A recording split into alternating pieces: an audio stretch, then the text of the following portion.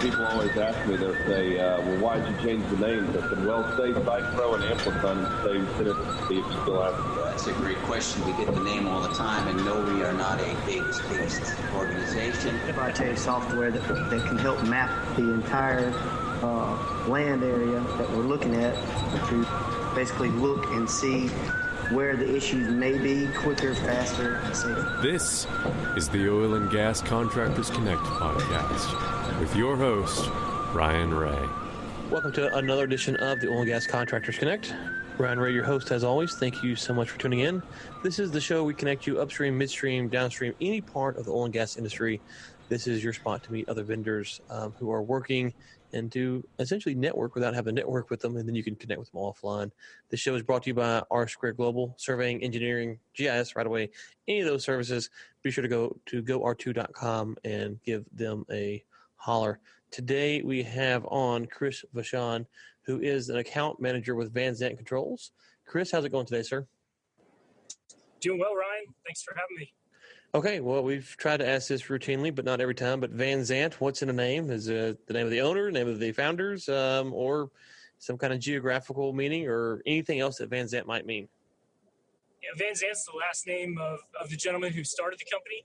His name's Lance van-zandt, and started the company from his kitchen table, started putting together automated valves for customers that he felt like he could serve better than had been done in the past. So there was kind of three things that just rubbed him the wrong way about companies that he had worked for previously.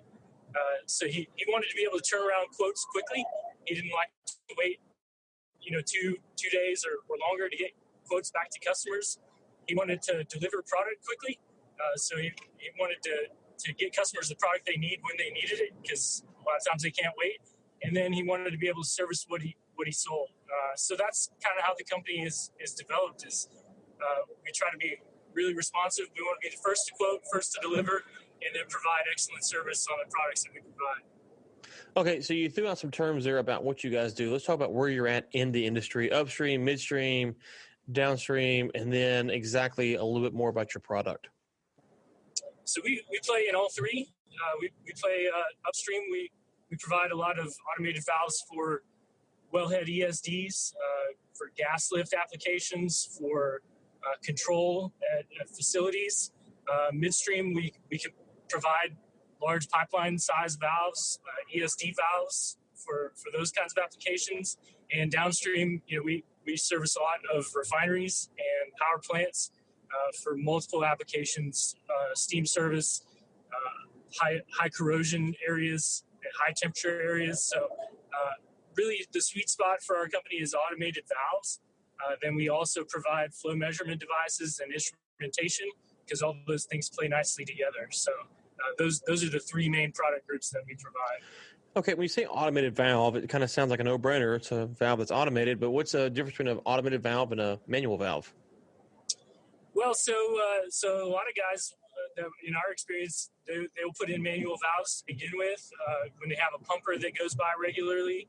So then someone has to go by and actually turn that valve. When you automate a valve, you can do that, through a lot of the technology that's available today: SCADA systems, PLCs.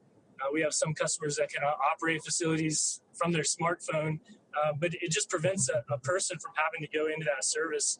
It can also be a safety issue if there's a severe service where you don't want people, or it's at an area in the plant where maybe high up on a stack or on a column.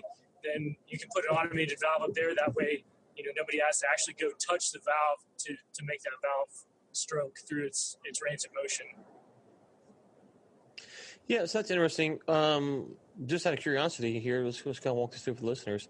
So you think of a normal valve, it's got the big thing, you turn on it, and the handle you can spin around, and the wheel, whatever you want to call it. Automated valve, if you had to go in there and manually shut something down like that, does it also have the manual aspect, or is it a little bit different if you want to shut off an automatic valve manually?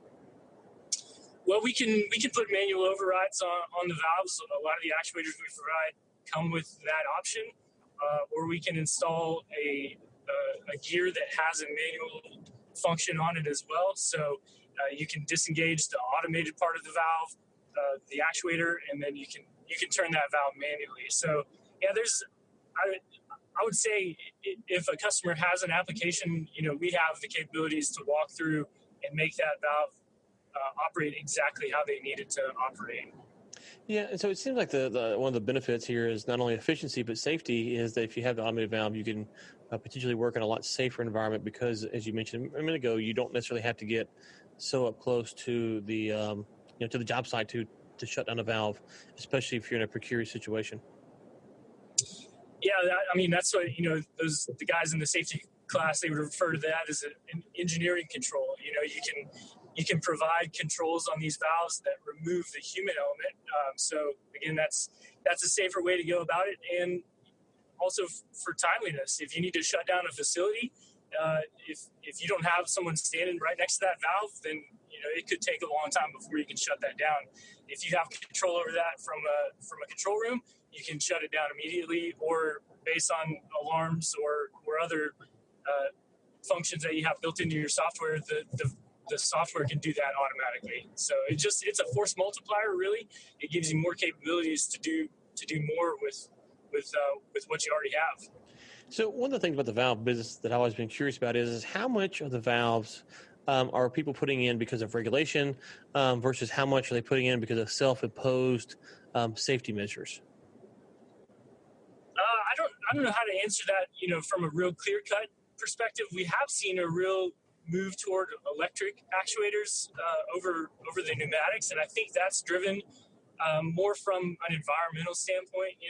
Every time a pneumatic valve strokes, there's potential that you can lose gas, and some of these guys use gas coming straight off the well to operate those valves. So you could be venting, a gas that may have some H2S or may have some undesirable component to it. Whereas an electric valve, that is removed, and so we've seen just from I think an environmental standpoint, that has become a higher visibility item. And that way you don't have any fugitive releases when the valve turns just in a normal function. Okay, and let's just ask this question because the valve business would seem like something that you can ship anywhere in the United States, but that might not be the case. So where are you guys at? Where are you located? Offices, distribution areas, things like that? Well, home base for us is in Odessa. We have offices throughout Texas. I'm located in San Antonio, which is our newest Texas location. We're also in Hobbs, New Mexico, and then we have an office in Oklahoma as well. So we got this part of the oil and gas region covered pretty well, but we can ship anywhere that if a customer wants to reach out, and we can come to them. We can work that out over the phone, or we can come and look at that in person. We're really not bound by anything except where we can find opportunities. Yeah, and I noticed on the website here you will make a valve, automated valve up to 18 inches. Is that for all the equipment, or just for the automated valves, 18-inch diameter? Is the spec there? That's really based on our stocking. We can get larger valves from that. We did a project recently with some 24-inch valves down here in South Texas. So we can do bigger than that, but that's our ability to ship quickly is based on the inventory that we stock. We keep a lot of product near where customers need it. Wherever we have a store, we have good stocking base of material, and so that 18-inch is kind of what we have on hand. Our lead time objective is 5 to 7 days. So if a customer orders something that's pretty typical, we want to ship that within a week. Yeah, it's funny. I was in a client's office the other day, and they had some not so typical. I think it was some valves and some other stuff, and they had some line size changes and stuff like that. And they were kind of worrying that they would hit their deadline because sometimes these aren't exactly one-to-one, plug and plays when you go up and down sizes. Which kind of leads me to my next question, which is, what is maybe the one or two things that you guys see that if when you're going out advising your clients, advising your customers, that, hey, if you don't address this now, it might seem like it's a small thing, but 6 months down the road, a year down the road, this could really be a major issue for you guys? We see a lot of customers that they kind of get stuck on just using what they've always used, and a lot of that has to do with material certifications, where they have a designated list of materials that they're able to use. But, a lot of times if a customer can be flexible, we stock a lot of actuators. We don't stock as many valves as we do actuators because there's lots of companies that make valves. So if a customer can be a little bit flexible on things, these days, material certifications and product, QA and QC procedures are all pretty standardized, especially with the way the internet works now. Everybody kind of knows what everybody else is doing. So really splitting hairs on getting exactly what you want off your material spec sheet sometimes can cause longer delays and potentially cost your company money. So we just encourage people to think a little bit outside the box. When we provide quotes, a lot of times we'll provide 3 different options. So a customer, if they've got to do 3 competitive bids, we can provide that all on one quote. And a lot of times we can provide a quote and deliver product before our competitors get a quote in that customer's hands. Okay, van-zandtcontrols.com is the website, I believe. Where else would you want people to connect with you if they've got questions, where to reach out and stuff like that? Yeah, you can find me on LinkedIn. The last name is a little bit tricky. I'll spell it like I do for everybody. It's V like Victor, ACHON. You can find me on there. I've got my contact info there, my email and phone numbers on my LinkedIn profile. We also have a contact us link on the website. So if people are looking at the website, they can find a way to reach out to us there. But if I'm not the guy that can help you, if there's somebody better in your region, then I'll get you connected with someone from our team that can make your life better. Okay, great. And do you guys have any conferences or anything like that around the corner that you might be attending? I don't think we do. Not right offhand. We usually go to Valve World. That was earlier in the year, and we'll usually attend the Permian Basin show. But so you can find us at those. But if we have something coming up, that'll be on my LinkedIn.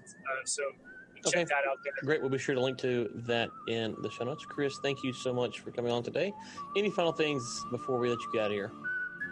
I don't think so. I appreciate what you're doing here, and I'm grateful for the opportunity to connect with the brothers out there and sisters in the oil patch. Awesome. Thank you, sir. And listeners, until next time, keep climbing.